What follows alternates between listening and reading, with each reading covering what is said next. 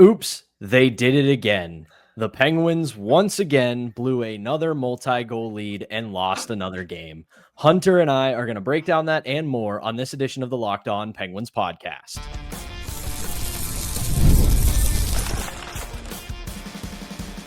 You're Locked On Penguins, your daily podcast on the Pittsburgh Penguins. Part of the Locked On Podcast Network, your team every day. Hello and welcome back to another edition of the Locked On Penguins podcast. I'm one of your hosts, Patrick Damp. You can follow me on all social medias at synonym for wet. Joined as always by the one and only, the illustrious, my co-host, Hunter Hodes. You can follow him on Twitter at Hunter Hodes. You can give our show's account a follow at LO_Penguins. And of course, we appreciate you making this part of your daily routine. Don't forget that we are free and available wherever you get your podcasts, as well as YouTube. And if you're following us on YouTube, don't forget to hit that notification button so you can be among the first to know when we drop our daily Monday through Friday episodes. Today's episode is brought to you by FanDuel. You can start the season big with a big return on FanDuel. New customers can place a $5 bet and you'll get started with $150 in bonus bets if you win your first $5 bet. Visit FanDuel.com to get started. Well, here we are once again, Hunter. The Penguins find themselves with a 2-0 lead over the Tampa Bay Lightning on Tuesday night. And this morning they find themselves 3-2 losers in overtime after blowing yet another multi-goal lead this season. And if this game wasn't the epitome of this entire season, I don't know what was. The Penguins played very well in the first period. They come out of it with a 1-0 lead. Tristan Jarry looks very solid in that first period. Then same exact story in the second period. The Penguins play fairly well. They add to their lead. Tristan Jarry makes a bunch of really good saves when called upon. And then in the third period, it all falls apart. Before we even break down the game truly, I just want to throw this analytic out there from this game. In the third period, the Tampa Bay Lightning had 76% of the shot attempts against the Pittsburgh Penguins. That completely matches the eye test. The third period, the Tampa Bay Lightning just completely took the game over, left the Penguins no room to breathe, and then the inevitable happens. They tie the game, and then it goes to overtime, and woof, all of the goodwill, and we're going to talk about it later in the show, that Tristan Jarry built through the first two and a half periods of this game, he completely gives away on the overtime winner. Now, there are a lot of people to blame for the overtime winner, but Tristan Jarry is chief among them. The rest of the game, though, I liked their game for the majority of it, and then it just all falls apart in the third period. I have one word for you for what they did in the third period, Pat. Turtle. That is what they did. That was textbook turtling. And when you do that and you don't want to live in the offensive zone, the opposition is going to keep coming after you. And it's only a matter of time before A, they break through with a goal, and B, before they tied it. Both things happened in that third period. Braden Point, hell of a shot past Tristan Jarry. I don't know if any goaltender in the league stops that. That is a beautiful shot by him coming around the net. And then the second one, yeah, Jarry kind of scores on himself, but it is a little bit of bad luck because I can see what he was trying to do there. He was trying to poke the puck free, get it out of there because there was a Lightning player right in his face trying to tap that puck in. He tries to get there first. It goes over his shoulder. Kind of bad luck, kind of funny at the same time. We'll get to the overtime goal a bit later on in the show because that was flat out awful.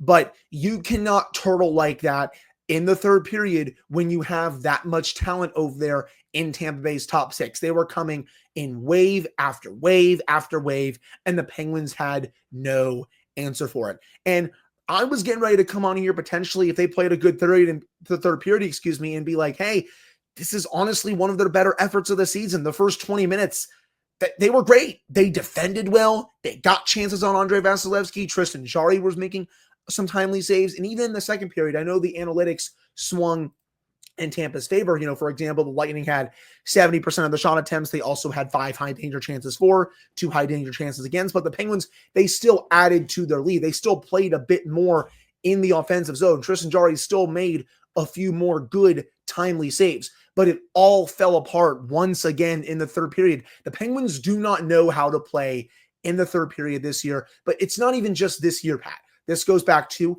last year. It goes back to the season before that. These last 3 seasons, they have been awful at defending leads in third periods.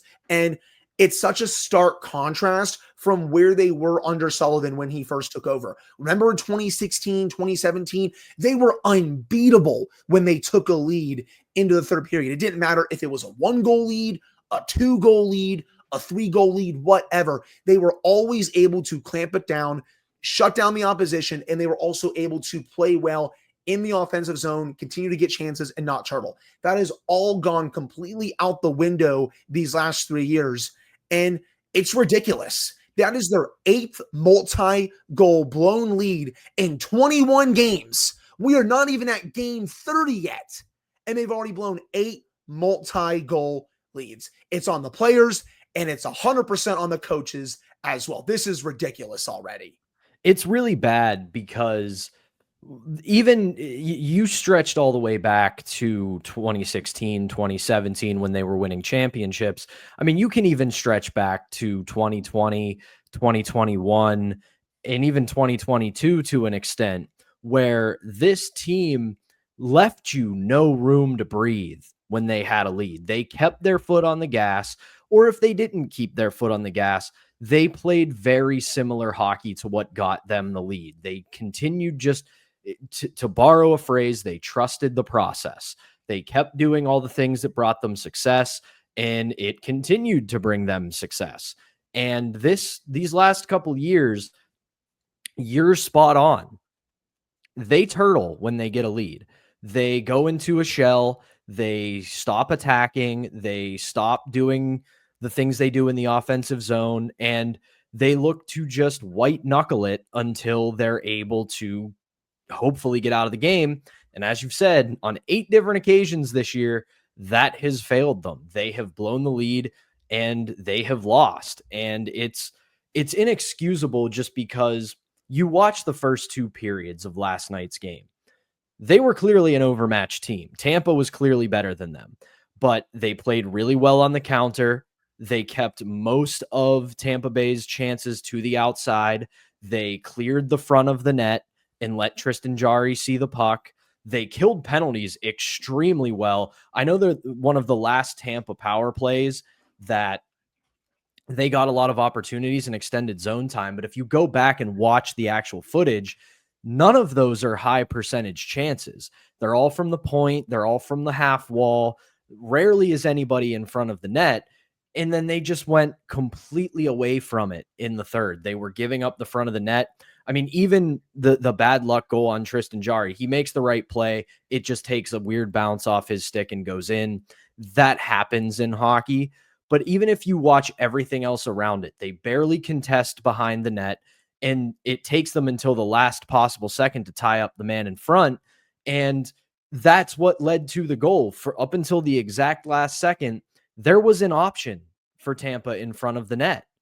For the first 2 periods, that option was gone. And if it was there, it was a very broken play where a puck bounces over a stick or somebody sneaks loose. But for the majority of the game, the Penguins owned the front of the net in the first 2 periods. They did not let Tampa take over that area of the ice. And they said, if you're going to beat us, we are going to force you to beat us from the outside. And then for the final 20 minutes, they just completely surrendered. Right. And they gave up 16 scoring chances at 5-on-5 in that third period. The Penguins only had 3 of their own. Again, they were turtling that entire third period, trying to rely on Jarry to keep bailing them out like he was, at least to start that period and at least to an extent in the second period. They also only had, the Penguins that is, 1 high danger chance at 5-on-5 in that third period. You're not going to protect leads like that in today's NHL, especially against a Tampa team that has, again, a lot of talent and not top 6. Their bottom 6 is atrocious. It's not very good. This is a very top-heavy Lightning team when you compare this team to past Tampa Bay teams, but you still need to be able to defend so much better in your own zone. You were doing it to a degree, especially well in the first period. Second period, it went down a little bit, but you were still at least putting up a solid effort through 40 minutes. But it's that final 20 that they still need to iron out. But I just don't know if they're going to, especially under this head coach now. It's a very open question and very concerning, but we also have to talk about the overtime frame as well. And Hunter and I are going to do that when we come back. But first, we got to tell you about our first sponsor, and that is Prize Picks. Prize Picks is the best place to get real money sports action. With over 10 million members and billions of dollars in awarded prizes, Prize Picks has made daily fantasy sports accessible to all. You just pick more or less in at least 2 players for a shot to win up to 100 times your cash. Run your game all season long on Prize Picks. Prize Picks invented the flex play, which means you can still cash out if your lineup isn't perfect. You can double your money even if one of your picks does not hit.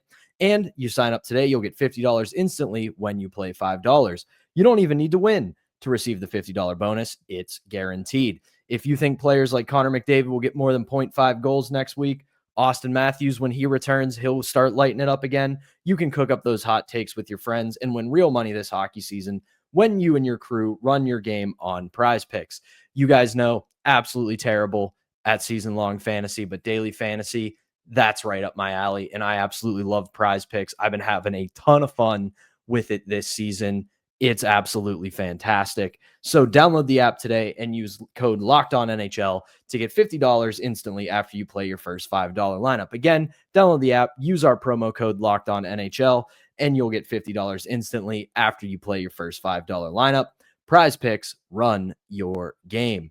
And we're not done. We got to tell you about our next sponsor, and that is Game Time. It's the best time of the sports calendar still. The NHL is back. The NBA is back. College football is getting down to the nitty-gritty, and so is the NFL. And there is absolutely no substitute for seeing those events in person, and Game Time is your place to get those tickets. Right now, Game Time is having an exclusive zone deal for the NHL Winter Classic event at Wrigley Field.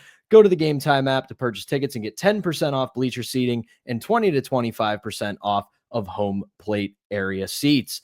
Game Time Picks, one of the best features they've got. They make it easier with their curation to save more on sports, concerts, comedy, and more. There's also all-in pricing. When you toggle that feature on, you will see the total up front, so you're not hit with any of those annoying surprise fees at checkout.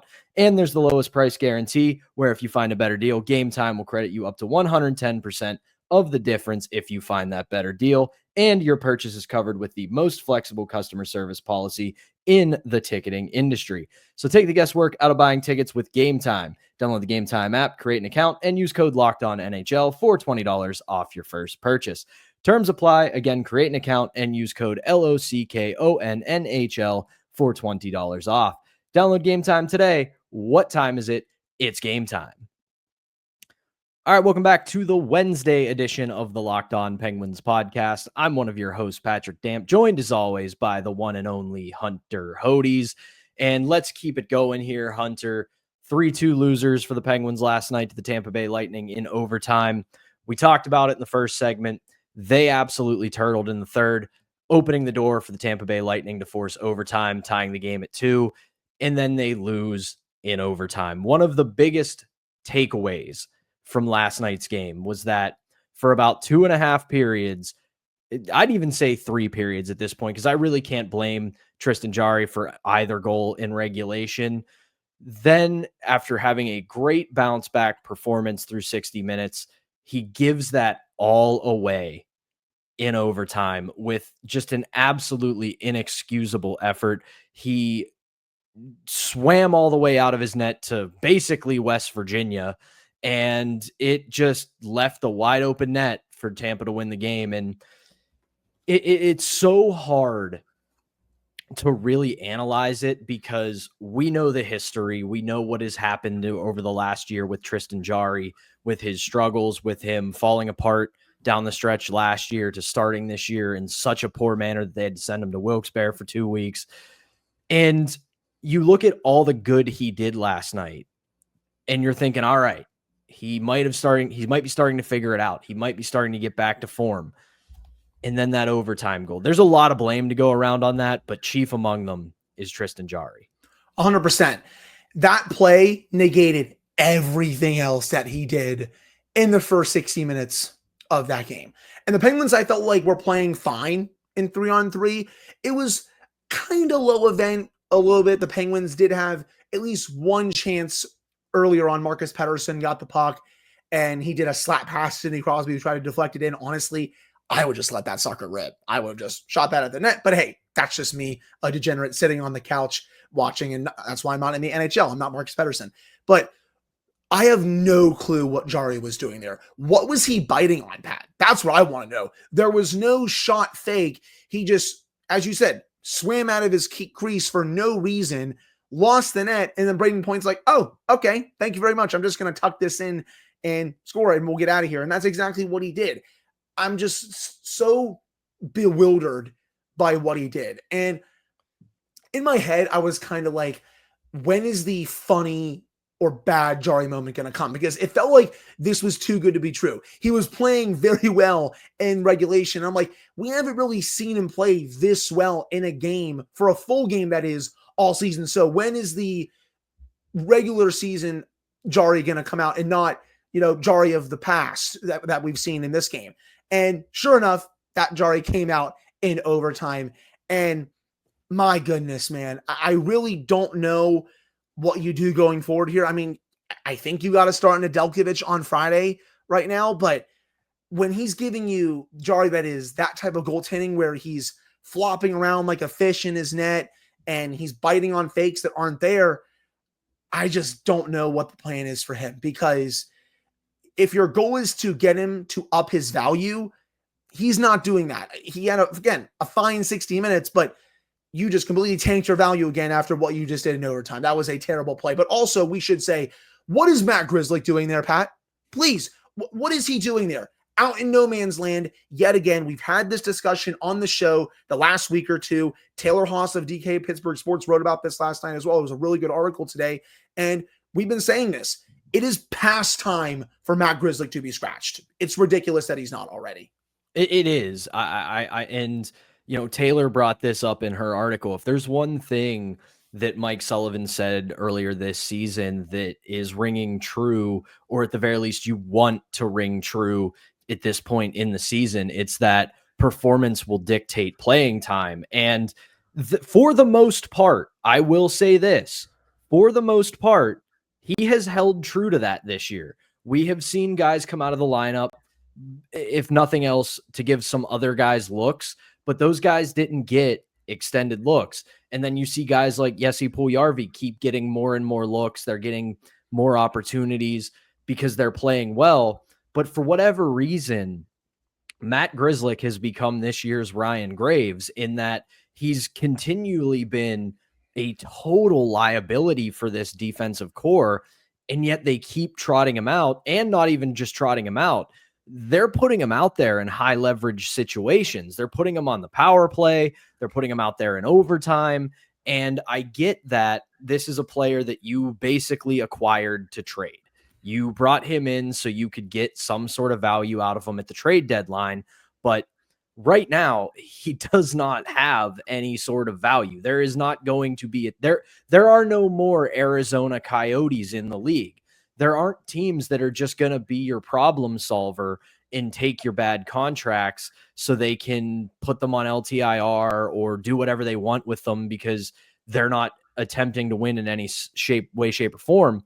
So that's completely out the window. And the other thing in Taylor's article that was striking to me is he's not just playing worse than Ryan Graves.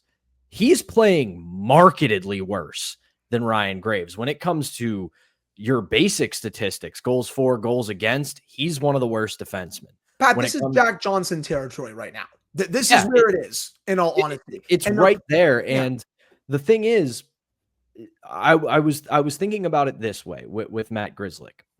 When you look at when he was effective, when you look at the type of player he was with Boston, he was not a top pairing guy. He was a middle pairing guy. He would play 15 to 18 at max minutes a night. They're having him play 20, 21, 22 minutes a night. And at this point, I obviously it lies with him because he's the one on the ice playing the game, and that eventually you have to be held to account for the way you play. But he's being put in a role he can't handle. So at some point, it is going to shift away from players' ability to coaching staff usage. He's not equipped to play these kind of minutes, and they keep making him play these kind of minutes. Just look at Ryan Graves right now, even though he's been scratched for the last couple games. When he's played this year, he has been playing 13 to 15 minutes a night on a bottom pairing, and he's been fine. The problem is they don't have anybody else around. If you ask me, I know it's early. I know it's only been 2 games, but there's no reason Owen Pickering should go back to the AHL right now. Right now, no. I mean, I know Chris Letang is getting close to being fully back from his illness. It sounds like he could be playing on Friday. He was at practice today on Wednesday. Kevin Hayes was also back at practice on Wednesday. Decent chance he could play on Friday as well, if not Friday, potentially Saturday. But we're getting close to Chris Letang being back. When he comes back, he's going to slot in. But the question is going to be, who's going to come out? If it's up to me, I take Matt Grzelcyk out and I put Chris Letang in. You have Owen Pickering on the left side. You have Marcus Pettersson there. Figure out the top 4 pairings and then figure out the bottom pairing. That is what you should be doing. If you want to go based off performance, Owen Pickering has played better in these last couple of games than Matt Grzelcyk has played all season. And I get it. You don't want to rush Pickering's development, but he's been totally fine in these couple of games. He had a really nice debut, even last night against Tampa Bay. He didn't really make any mistakes. And that's what I want to see from a young defenseman. I want to see him play just fine to start and have him not making mistakes. He had a great debut. I'd rather see Pickering play a bit more compared to Grzelcyk, who I'm not even sure is going to be on this team past the deadline. And still, who knows if anyone's going to trade for him, but the Penguins could also potentially place him on waivers if they want to. He's not going to be on this team past this season, but I'd like to think he won't be on this team past the deadline as well. I get they're trying to showcase him to other teams by putting him in all of different situations, but he's failing in every situation you put him in. 5-on-5, power play, 3-on-3 overtime. He's not been good this year, and I'm glad that Taylor wrote that because it's something that we've been talking about for the last week or two, that he needs to be scratched. He has been their worst defenseman this season. And one more thing before we do head to break. Mike Sullivan had a pretty scathing answer last night when he was asked about, the blowing leads and why they become a problem. And he says, we have to compete harder. We need more guys to compete harder and pay more attention to detail. And we need to take more pride in playing defense. That quote comes courtesy of the legendary Seth Rohrbaugh. And it's like, Mike, where was this the first time this happened earlier this season? Why are you just saying this now? You are also very much part of the problem. How are you just saying this now and you're fed up and pissed off now compared to when it happened the first time and during the first week or two of the season? I just don't get it. Yeah, it's really confusing. As for Pickering, the way I look at it is this, because I am of the mindset you don't want to rush his development, but on the other hand of this, if you just keep playing him for right now. Yeah. And if the wheels start wobbling a little bit, there's nothing wrong with taking him out of the lineup and sending him back. But you want a part of the development, what you want to happen is you want them to get a taste of NHL action, to understand what it takes to get there, and then what it takes to stay there. That is the biggest cliche because it's true. It's not difficult to get to the league, relatively. I know it's the best league in the world. It's very difficult to get there. But when you are a professional who has been drafted and is playing professional hockey, the easy part is getting there. The hard part is staying. And right now, he is playing well enough to stay. And again, if the wheels start wobbling a little bit, he starts looking a little shaky, there's nothing wrong with taking him out of the lineup and sending him back. But for now, especially when Letang comes back, Grzelcyk should come out, Pickering should stay in, but we will see what happens with that. That's enough negativity for now. It's Wednesday. You know what that means. It's Warrior Helmet Wednesday. It's back after a week hiatus. Hunter and I will give our picks for Warrior Helmet Wednesday. when we come back. But first, we got to tell you about our last sponsor, and that is FanDuel. Get ready to tackle the NFL action with FanDuel, America's #1 sportsbook. Because right now, new customers can bet $5 and get $150 in bonus bets if you win. The FanDuel Sportsbook app gives you everything you need to place live bets on the NFL all in one place. So when you get a hunch in the middle of the game, you can check out the latest stats, view live play-by-play, and so much more on the same page where you place your bets. Just visit FanDuel.com to join today, and you'll get started with $150 in bonus bets if you win your first $5 bet. That's FanDuel.com. Never waste a hunch and make every moment more with FanDuel, an official sportsbook partner of the NFL. All right, welcome back to the Wednesday edition of the Locked On Penguins podcast. I'm Patrick Damp, joined by my co-host Hunter Hodes. And I just said it, it's Wednesday, so you know what that means. It's Warrior Helmet Wednesday. I noticed we've got quite a few new subscribers here today. So if you are new, here is what Warrior Helmet Wednesday is. We're paying homage to the 2016 Stanley Cup winning Pittsburgh Penguins and what they did in the locker room after all of their victories. They gave out a Warrior helmet as their MVP of the game. For Hunter and I, we give out our proverbial Warrior helmet for our MVP of the week. And this was not an easy one to do this week because it has not been a very fun or good week in the land of the Pittsburgh Penguins. But there is one player I do think is deserving of a Warrior helmet this Wednesday. It's a guy that we have both been very high on since the preseason, and that is one Jesse Puljujarvi. I thought he had a very solid week overall. He scored in the last 2 games, but away from the score sheet, I thought he has continued to play a very solid game. The things that got him an extended look in the preseason, he's playing a very straightforward, fast game, not afraid to go to the scoring areas, and he's been rewarded twice already in the last 2 games. And overall, I don't think he has to leave the lineup at all this year. If nothing else, he is very much upping his trade value, but he's also maybe making a case that, hey, I'm still in my mid-20s. I see where this team is going. I want to be a part of it moving forward. He could be an option for this team over the next few years, but thought it was a very good week for him. As they kept saying on the Sportsnet Pittsburgh broadcast last night, there's something cooking with that OPP line with Drew O'Connor, Sam Poulin, and Jesse Puljujarvi. I want to see that line get a lot more looks because they played very well. But for Wednesday this week, my Warrior helmet, Jesse Puljujarvi. Hunter, what say you? Yeah, that's a very good one. I easily could have given mine to Puljujarvi as well.